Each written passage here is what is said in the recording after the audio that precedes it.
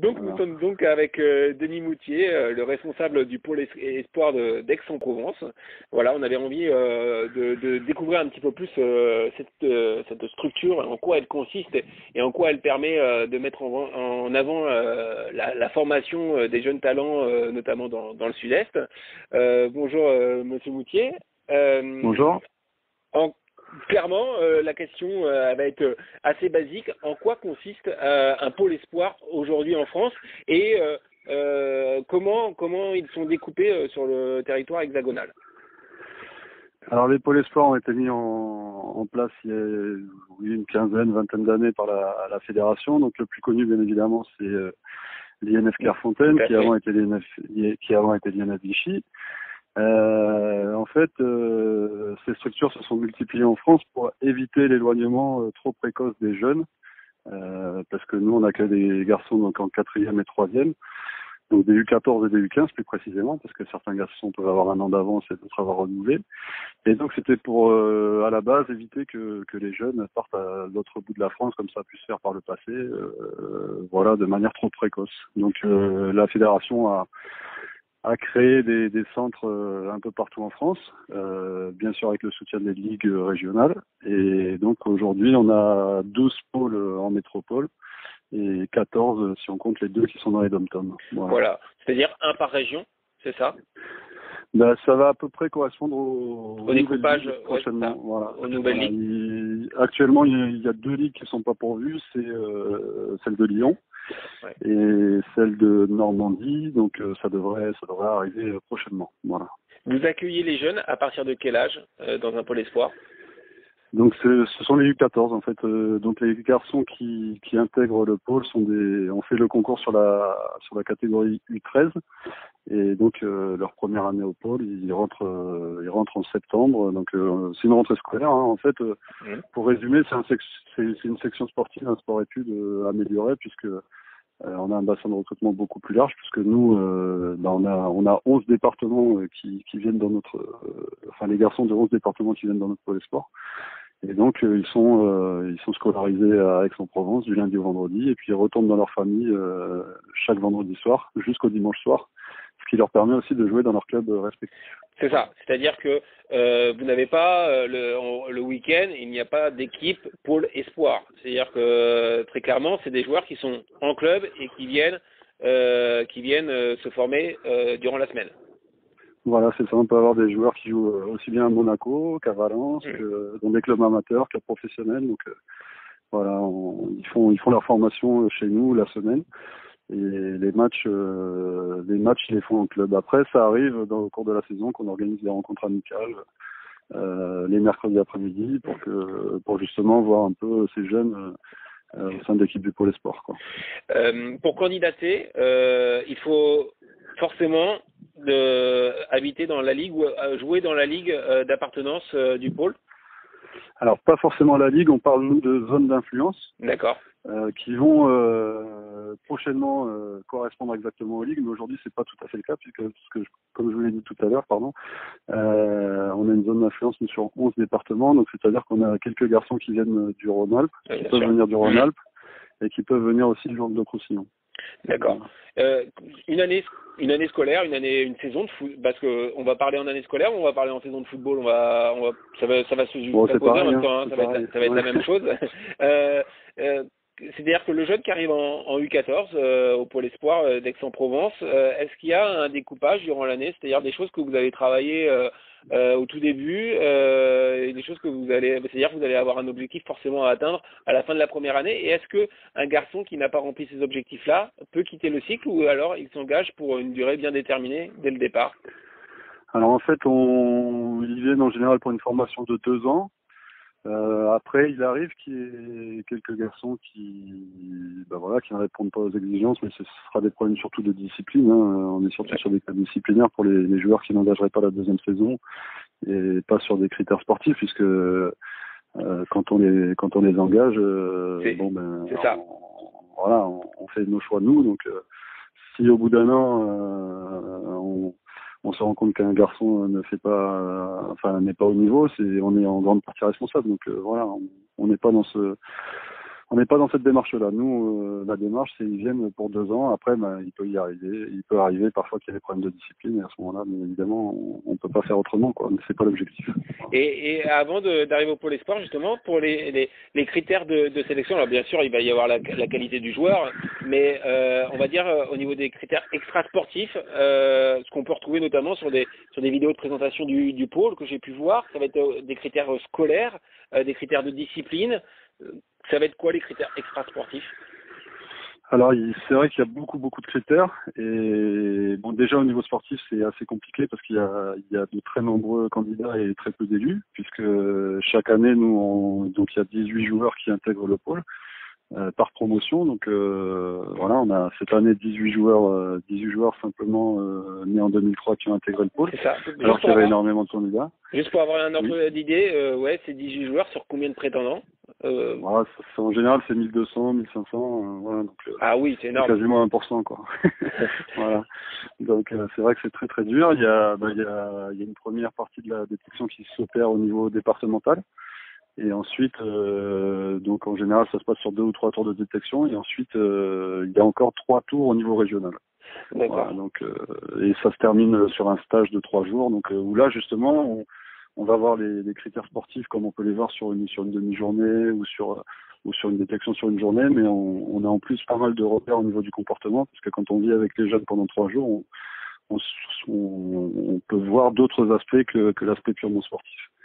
Et pour revenir à la question initiale, donc c'est vrai qu'on prend en compte la scolarité, mais pas forcément les notes proprement dites, c'est plutôt d'avoir un petit peu les appréciations qu'a l'élève, son implication. Voilà, son implication dans le travail. C'est-à-dire que nous, ça nous embête absolument pas de prendre des garçons en difficulté scolaire, mais il faut quand même qu'ils se comportent bien et puis qu'ils aient un objectif de réussite, quoi. Parce que si on prend des garçons qui sont totalement indisciplinés sur le plan scolaire, on se rend compte en général. Et là, je parle par expérience aussi par rapport à mes années en centre de formation, parce qu'on avait les mêmes constats, c'est que le garçon qui met aucun investissement dans sa scolarité, en général, ça se retrouve sur le terrain, et c'est des garçons qu'on a du mal à faire avancer aussi sur le terrain, quoi. Voilà. Vous, l'ancien formateur du FCC Show, donc désormais vous arrivez en amont du travail des centres de formation? Oui, c'est ça, voilà. Donc nous, notre objectif, c'est de former d'abord des bons citoyens, on va dire.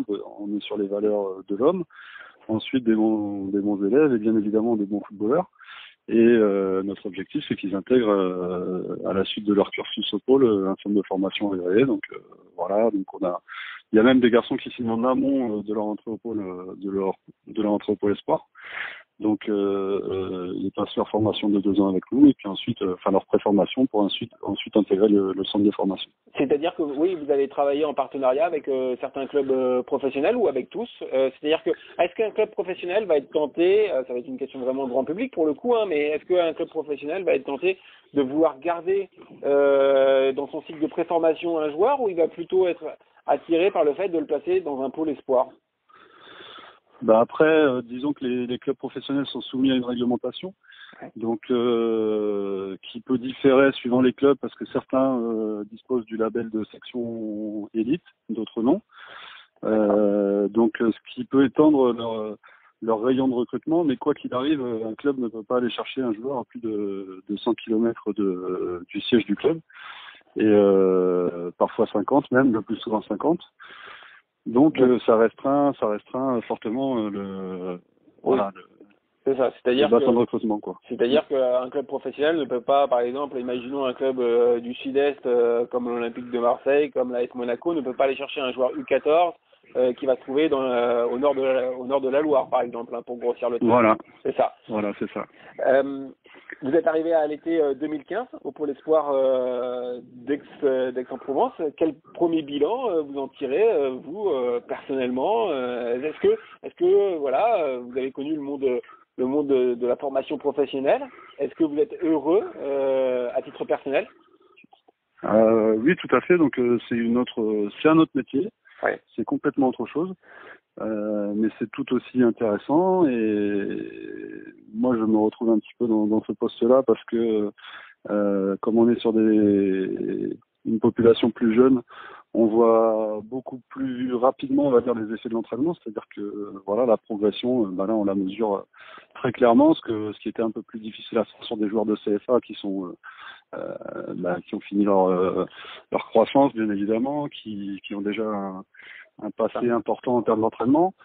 Donc là, c'est sûr que la progression, on la mesure tout de suite et très vite, et c'est ça qui est intéressant, quoi. Et puis c'est un âge où ils sont encore assez malléables, donc on peut leur inculquer les valeurs qu'on souhaite leur donner, quoi. Donc c'est un âge qui est très intéressant. Oui, c'est vrai que ça va être un âge charnière, hein. C'est-à-dire qu'il y a énormément, vous allez devoir gérer énormément de changements qui arrivent à cet âge-là, à l'âge de la puberté, c'est-à-dire à la fois physique mais aussi psychologique, c'est-à-dire que vous avez deux paramètres à gérer que vous n'aviez pas forcément à gérer quand vous aviez des catégories, quand vous aviez par exemple une CFA à Sochaux où vous aviez des joueurs en fin de formation qui allaient bientôt passer professionnel, c'est pas du tout les mêmes problématiques, quoi.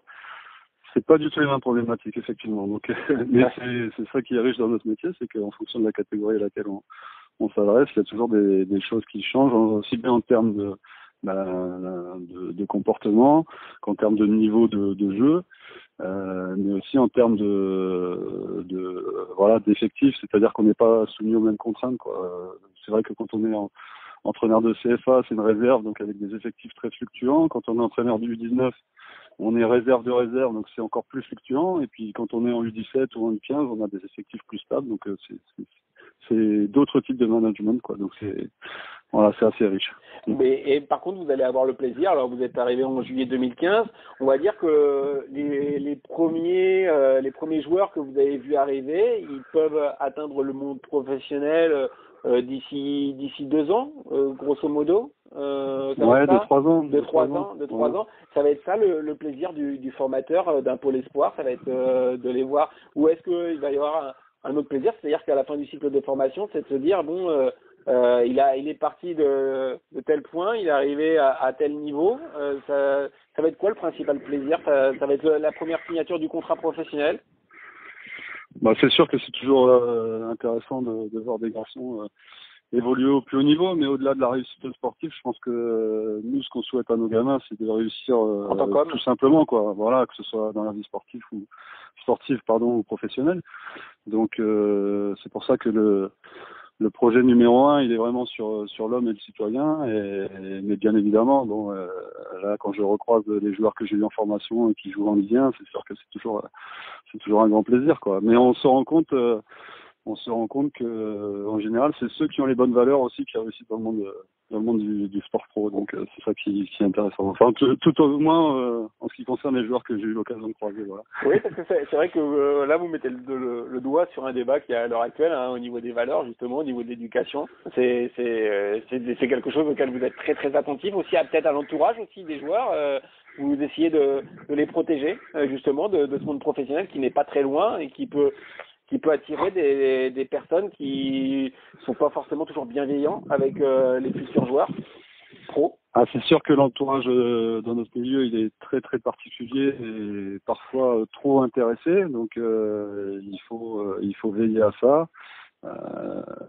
Parce que on peut se rendre compte que cet entourage peut être tellement néfaste qu'il peut causer l'échec du joueur. Donc et c'est malheureusement souvent le cas parce qu'il y a des joueurs qui sont talentueux et puis qui se perdent un peu dans ce milieu qui est impitoyable. Voilà, donc c'est sûr qu'il faut les préparer à ça, même si c'est pas évident parce que c'est toujours sympathique d'entendre qu'on est le plus beau, le plus fort, quoi. Donc voilà, c'est la grande difficulté de notre milieu. Oui. Question pratique pour terminer. Alors très clairement, des parents qui ont un jeune garçon.